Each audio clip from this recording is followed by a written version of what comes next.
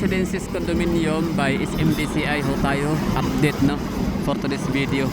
So dito tayo ngayon sa may SM Lanang Premier or SM sa may Davao City. So dito tayo sa harap at aakyat tayo sa tulay para makita ho natin ang dapat ating videohan ngayon. Yun yung ginigiba na high-rise buildings ng Lane Residences. So sa mga nakakaalam ha, ang SMDCI ay isa na rin sila sa mga construction firm no, gumagawa ng mga condominium. Di ba dati ano na sila no, mga retail businesses, but this time meron na silang mga condominiums and all over the Philippines. So far meron akong naakyatan na isang SMDCI development project nila sa Iloilo City. That's nakalimutan ko ano pangalan. So dito naman sa Davao City ang tawag ng mga proyekto ay Lane Residences. Kaso nga lang parang hindi pa yata natirhan, sobrang tagal na nito. Ang ibang mga building gaya nung nasa katabi nila, katabi or yung nasa likod na Davao Park District by Mega World, may mga na turnover na sa mga nakabili ng unit. So naunahan pa yata sila no? Ba't ganun? Itansya ko parang mas nauna to dito eh. Mas una ito na-develop kumpara sa Mega World sa may Davao Park District. Haba ako'y dumadaan kanina sa porsyon na yan dyan, na kalsada ng GP Laurel Avenue, nakita ko to dito na may gumagalaw no? Or may nagtatrabaho. So yung trabaho naman na tinutukoy ko ay kabaliktaran siya sa mga madalas na nakikita natin sa mga developing buildings no? Or under construction na building. So ito sa kanila hindi siya dinidevelop or ginagawa or kinoconstruct, kundi baliktad no. Ito ay sinisira. Ginigiba. Alam naman natin na hindi pa nga siya tapos, di ba? Hindi pa siya completed. Hindi pa siya finish. Pero yan, giniba na siya. So ngayon nasa isip ko bakit kaya ano kayang rason, ano kayang purpose. So maaaring baka nung natamaan nung lindol, nung huling lindol dito sa Davao City, October last year. So baka nagkaroon ng mga cracks or something no. Kaya yun, pinagbawalan sila or di ko alam anong mga purpose, anong rason. Kaya mas mainam, mas maigi, mas mabuting titingnan natin sa Wikipedia. Baka meron tayong mahanap na kasagutan kung bakit ito ginigiba. Gayon, hindi naman talaga ito tapos pa no. Under construction pero giniba na. So tingnan natin, tanongin natin sa Wikipedia. Pero syempre bago natin basahin yung Wikipedia, pwede kayo mag-comment dyan ha kung anong magiging rason, anong mga maaaring mga kadahilanan bakit sinisira at ginigiba na yung mga gusaling gaya nito, mga condominiums na kahit hindi pa man ito tapos. So ano kaya ang nagiging rason? Back job, pwede no.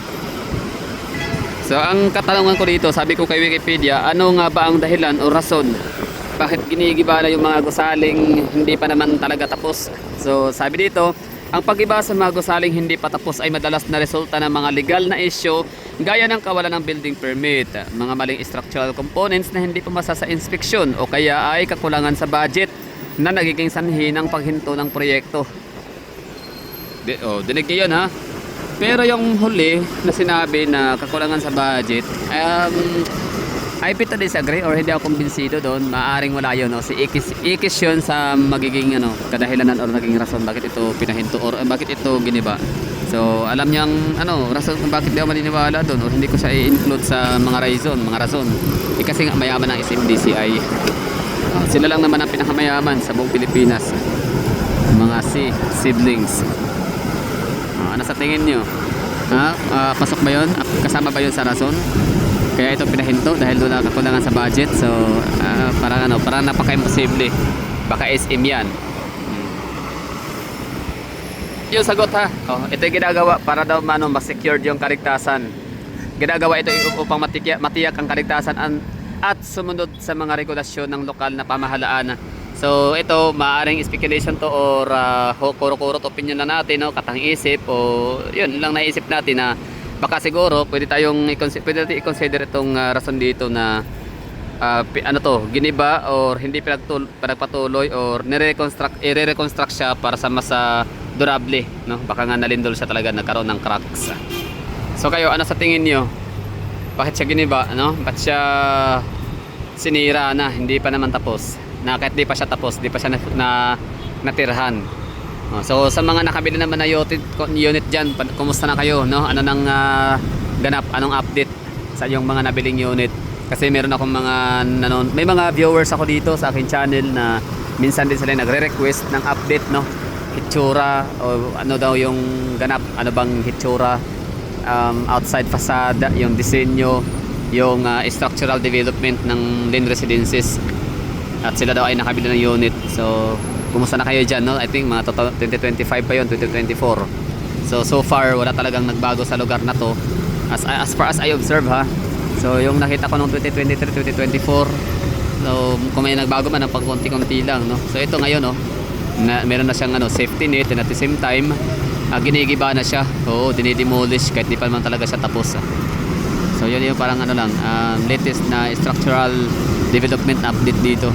So, yun yung mga changes so far na nakita ho natin. Pero yung talagang massive changes like, yan nga kagaya sa Davao Park District, yan sa likod, kita nyo dyan. Talagang may mga na nga tayo dyan, no? Nakaakyat na tayo dyan. Maganda ang loob nila. Tsaka may swimming pool. Meron akong vlog, di ba? Para meron ako dyan, nakapag-vlog na ako. Nakatatlong beses na akong dyan, punta, akyat. And na-vlog ko siya parang one time lang din. Siyempre, it's a private gatherings, it's a family gatherings, so dapat private. Anyway, so yan lang ha, sa mga naghahanap dyan ng mga latest update dito sa SMDCI or Lynn Residences by SMDCI. So yung structure na yan, yung hitsura na yan, napakabagal na kanyang transition or napakabagal ng kanyang changes. So ganyan yan, yung kulay, yung painting, no. Parang yun lang talaga. May mga may indication pa rin naman, no. May palatandaan, senyales na may natatrabaho pa din gawa nung may mga safety net, mga ganyan.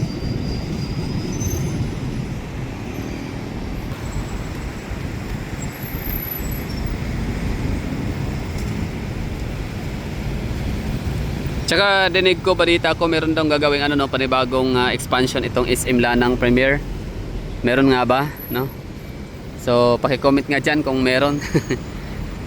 Di na ako masyadong updated, ha. Pasensya na at ako'y masyadong nabisi ako sa aking personal na buhay.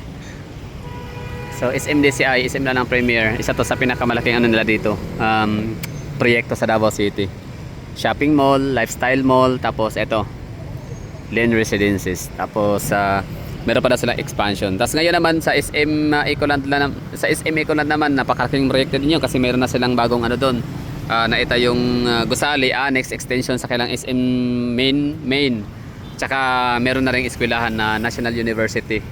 Plus meron daw pangatlong SM na itatayo doon sa May Toril. I mean, hindi naman siya daw. Confirm na yon, no? So meron itatayo doon na SM. So sinamala yung groundbreaking. So galing, Davao City, tatlo ang SM.